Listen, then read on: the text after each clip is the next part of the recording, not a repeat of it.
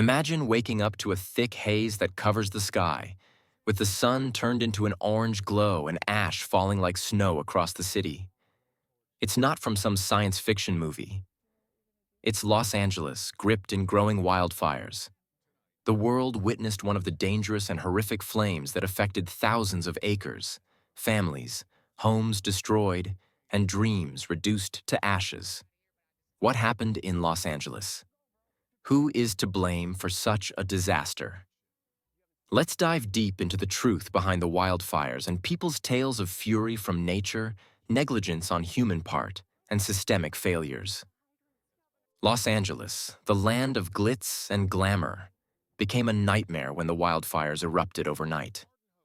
On a dry, windy evening, a spark turned into a blaze, and within hours, the flames devoured everything in their path. Apocalyptic scenes, tens of thousands on the run as homes and buildings burned to the ground. I mean, this is what's so crazy. If you can't even see the sun, it is completely blacked out. The firefighters are tired and focusing on solutions as the fire is too big, or we can say the biggest in U.S. history. Out of every fire hydrant you've seen, what have you found? Right now, we're finding most of them are down or low pressure. If you had a hydrant for this building, If we had a hydrant for this building, we might have been able to save the back house. But how did it all start? The wildfires were ignited by a perfect storm of conditions. Literally. A combination of severe drought, high temperatures, and the infamous Santa Ana winds created the ideal environment for a firestorm. However, nature was only part of the story.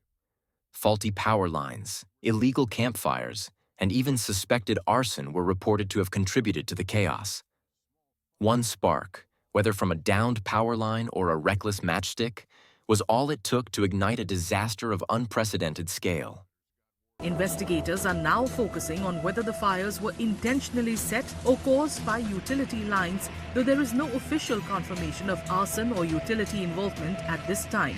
As the fires were burning, it was clear how humanly disastrous this was.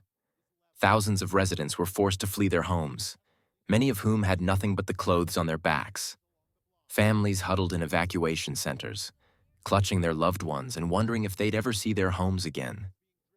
In order to understand the Los Angeles wildfires, we have to examine the roles of nature and human action. Yes, California's Mediterranean climate makes it inherently prone to wildfires. Droughts dry out vegetation, turning it into tinder. When combined with gusty winds, even a tiny spark can result in a blazing inferno. The supersized Santa Ana winds are whipping flames at a much faster speed than normal, and they have been topped with the return of extreme drought. This already vulnerable topography is further suffering due to human-caused climate change, which is causing more severe weather patterns. But here's the shocking part. Many of these fires were not purely natural disasters. Investigations revealed that human negligence played a significant role. Utility companies have been under scrutiny for their aging infrastructure. In several cases, poorly maintained power lines sparked wildfires. In fact, Pacific Gas and Electric, PG&E, faced lawsuits for their role in previous fires, raising questions about corporate accountability. It's impossible to talk about wildfires without addressing the elephant in the room: climate change. Over the past decades, rising global temperatures have intensified droughts, extended fire seasons, and increased the frequency of extreme weather events. So, wind speed, climate change, and the more frequent dry winters that provided fuel for the fires, all these factors came together to cause California's current situation. The effects are visible in Los Angeles. The region has seen the highest heat waves on record, drying up vegetation at unprecedented rates. Climate change has doubled the area burned by wildfires in the western United States since the 1980s, according to experts. And it doesn't seem to be slowing down. At the same time, the community's heroic acts also laid bare systemic failure. Why are these communities so susceptible in the first place? Are there not proper evacuation plans and fire prevention systems? Who is responsible for this disaster? The answer is not a simple one. Utility companies. Their aging infrastructure and negligence in maintaining power lines sparked fires in previous incidents. Lawsuits revealed their roles in past disasters, but reform seems unlikely to be achieved. Fire investigators are now looking into whether another utility, PG&E, was behind the nation's largest fire so far this year. Government policies. The local and state governments are blamed for lack of interest in preventing wildfires. Budget cuts for fire services and lenient rules on building in zones prone to wildfires have contributed to the situation.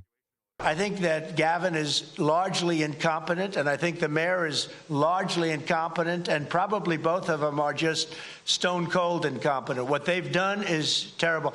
Developers. Urbanization continues to expand into fire-prone areas, putting lives and properties in danger. Climate change deniers. Those people who deny climate change or postpone action to it are responsible for worsening the condition. Individuals. Thoughtless, small accidents, such as unattended campfires, may result in terrible tragedy. Mr. President-elect Donald Trump is criticizing California Governor Gavin Newsom for the wildfire, blaming the governor of incompetence and mismanagement for the devastation. He accuses Governor Newsom of not restoring the water areas, which he said are now cutting the force used to put out fires because of shortage. So what's happened is a tragedy, and the governor has not done a good job. In response, the governor said, "People have lost their lives. Kids lost their schools. Families completely torn asunder. Churches burned down." This guy wanted to politicize it. I have a lot of thoughts, and I know what I want to say. I won't. Trump, instead of changing his policies or doing something for the public, he's putting all the blame on to the governor. He wrote, quote, "Governor Gavin Newsom should immediately go to Northern California and open up the water main and let the water flow into his dry, starving, burning state instead of having it go out into the Pacific Ocean. It ought to be done right now. No more excuses from this incompetent governor. It's already far too late." Rebuilding Los Angeles after the wildfires is a daunting task, but it's also an opportunity for change. Communities are coming together to support one another, and there's a growing demand for accountability and action. And I do mean everybody. It's an important announcement I wonder if I could just make. Here on Palisades Drive, if anybody has a car and they leave their car, leave the keys in the car. So a guy like me can move your cars and get them up there so that these fire trucks can get up there. It's really, really important. In the face of tragedy, resilience shines through. Families are finding hope amidst the ruins, planting seeds of recovery that will one day bloom into a stronger, safer Los Angeles. It reminds everyone of the fury of nature and the effects of human behavior. Los Angeles wildfires expose systemic flaws, initiate a discussion about climate change, and put the resilience of a city to the test. Most importantly, however, it reminds everyone that we need to act and act now to avoid another disaster like this one. So, whom do we blame? It's a very complicated answer, but one thing is clear. All of us share the responsibility. Together, we can learn from this tragedy, demand accountability, and build a future where such catastrophes become a thing of the past.